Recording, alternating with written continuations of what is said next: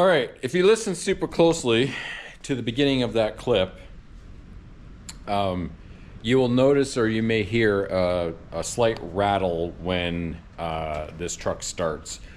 I've done a bunch of reading on and tried to do a bunch of video searching, and you'll hear and see a lot of people talk about how they get a bit of a rattle on a cold start. I've never been able to really find a video of it or anything to really describe what's going on. So hopefully that video will kind of say or show what's going on. And so that's why I've got the whole front end tore apart, because I want to see if I can figure out where it's coming from. There's three general areas that could be suspect. One is the this guy here, the cam solenoid. Those are known to go faulty. There is also the known tensioners down in here, and the other one, which is almost very unlikely but a possibility, is the oil pump. And I have the oil pump here taken apart, and I looked it over, and I looked at all the edges and all the mating surfaces, and I didn't see anything to suggest or show that there was any issues with it. Here I marked it before I took it apart so I could put it back together. Like there's no slop in this. There's no bad score marks to indicate that maybe like a chunk of metal or dirt or something of that nature went through it. The same thing with the gear edges, and everything looks good. You can see a little bit of, you can see it's kind of hard to tell, but you can see like there's some wear marks on this one here, but it's not anything that it looks more like a machining mark than it does like a wear mark. So, I'm not overly concerned about that. So to me, the oil pump in this thing is fine and no issues there. So that leads me to suspect that the fault is more to do with a bad tensioner. Let me find my light here.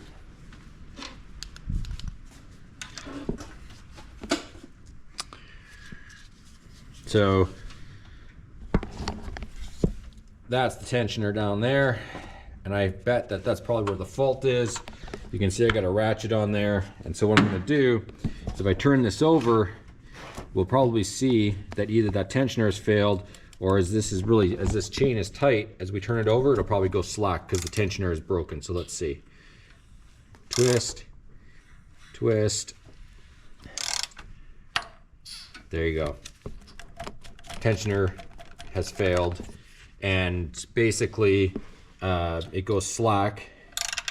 It doesn't keep pressure on this guide until it comes back around, and then it tightens up. And basically, if we take the tensioner out,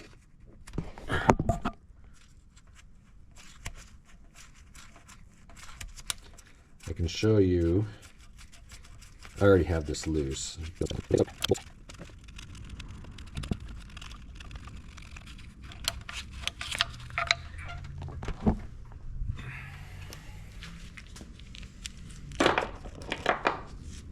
So this is the tensioner. And basically, the way that these work, if you listen closely, let's see if I can get it to do it.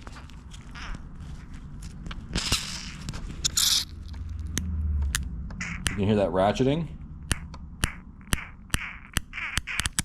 And basically that ratcheting is supposed to keep this thing tight out at all times when there's no oil pressure. And then when there is oil pressure, this is supposed to be pushed out so that it presses against the guide. But what happens is you can see it's got so much play in there.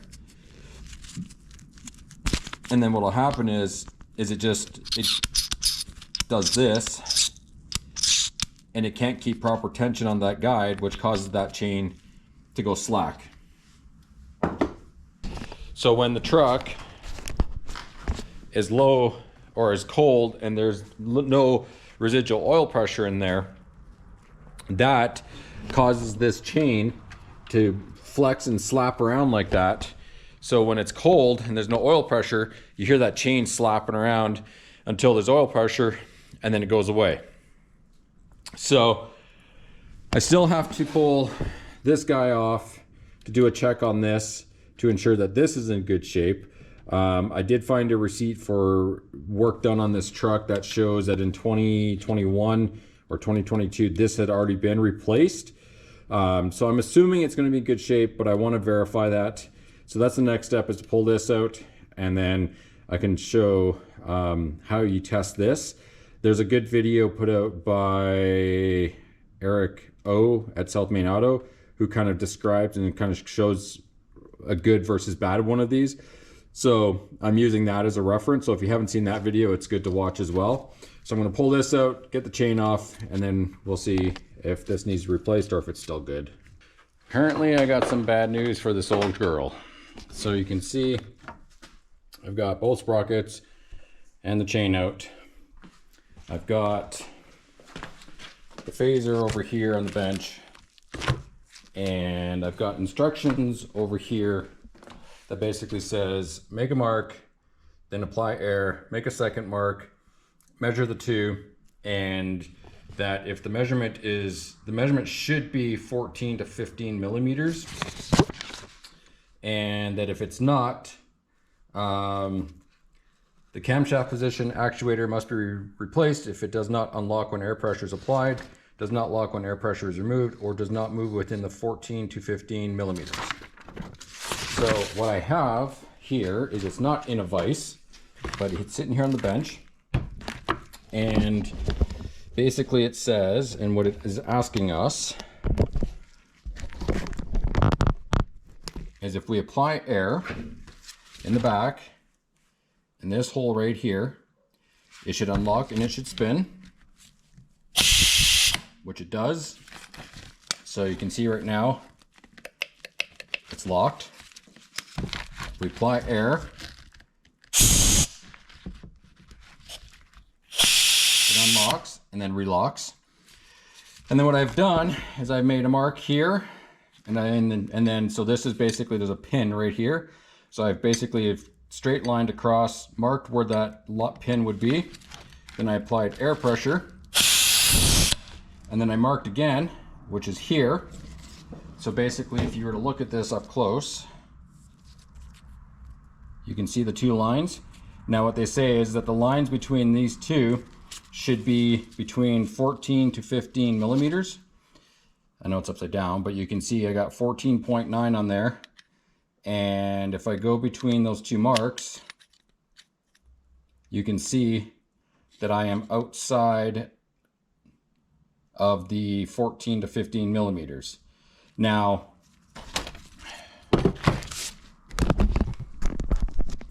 will that make much of a difference? I don't know. I know that that is a definition of, timing, of when it's running. So will 16 to 17 millimeters make that much of a difference? Well, that's going to be a few degrees of timing that it's not going to be working with. And this truck never did throw any codes regarding that in this truck in the time that we've driven it, so it never had an issue with it. The other concern that I have is that the bolt for this is not replaceable unless you buy this whole piece again. So do I take the risk and the chance and let this go and hope that there isn't an issue now that we've put the new chain and all the new timing components in?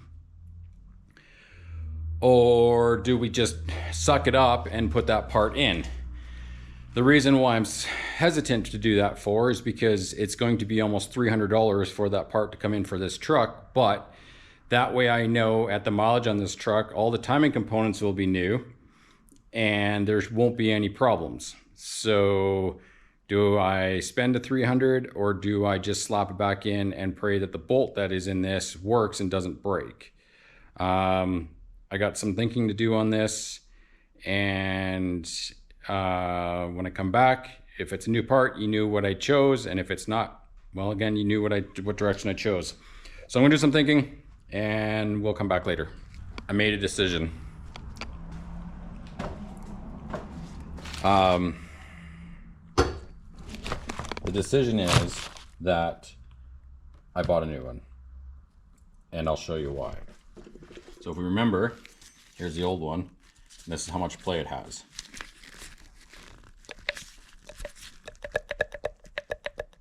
That much without air. Here's the new one.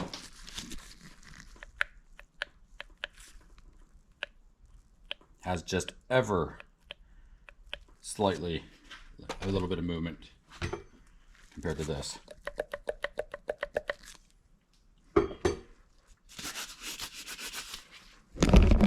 So I felt, in the interest of putting so much time and effort into this, just to replace that. So I'm going to be putting the timing components all into this tonight, and then we'll be checking it to make sure everything is good, and then we'll start the process of reassembling this whole thing back together and clearing off all these parts. Final stretch. Everything is reinstalled. Everything has been checked and rechecked. Not seeing any issues. It's all clean underneath there. What I'm gonna do is set you guys up over here on the shelf.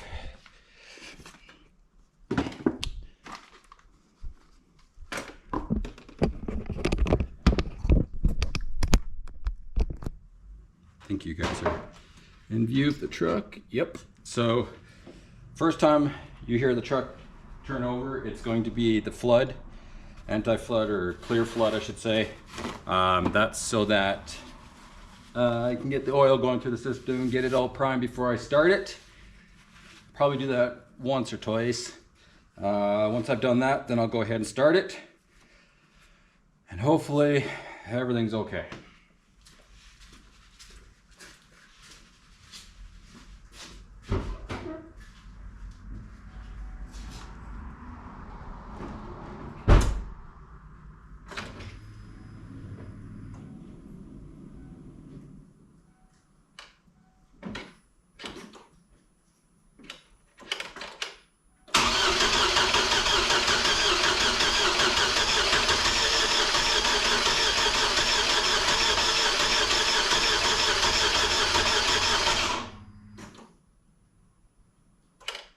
Clear flood 1.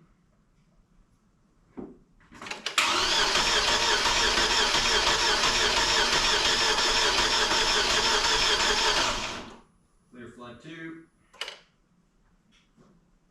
Going to start.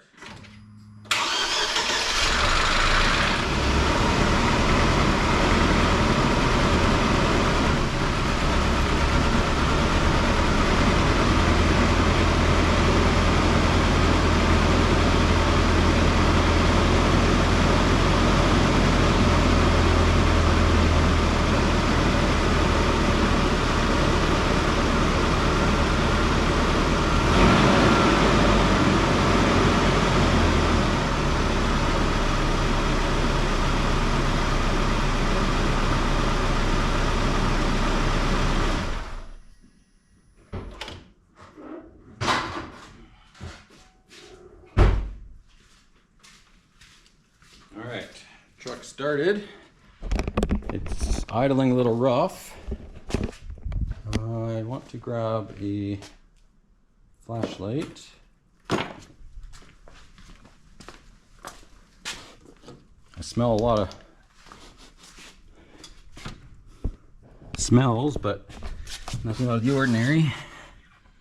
Got some oil on the ground right there, but that's just from where it was leaking before.